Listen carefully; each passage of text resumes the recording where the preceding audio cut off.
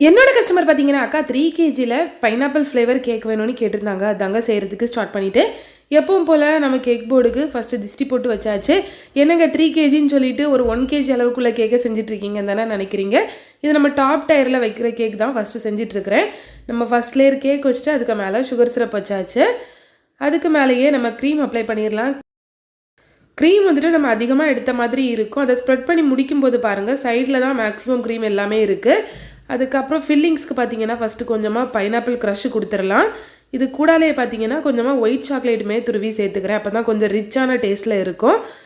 கேக்கோட final look பார்த்தீங்கன்னா இப்படி தான் இருந்துச்சுன்னு நான் சொல்ல மாட்டேன், இப்படி தான் செஞ்சு முடித்தேன். அதுக்கப்புறம் பார்க்கும்போது ரொம்ப சிம்பிளாக இருந்தனால கொஞ்சம் அங்கங்கேயா 2-3 பட்டர்ஃப்ளை எடுத்து ஒட்டி விட்டாச்சு. இப்போ பார்க்குறதுக்கு இன்னுமே கொஞ்சம் நல்லா இருக்குல்ல. நீங்கள் ஒரு வேளை கேக் ஆர்டர் பண்ணணுன்னா கீழே இருக்க நம்பருக்கு வாட்ஸ்அப் பண்ணுங்கள். கன்னியாகுமரி டிஸ்ட்ரிக்டில் ஹோம் டெலிவரி கூட அவைலபிளாக இருக்குது ஃப்ரெண்ட்ஸ். பாய்.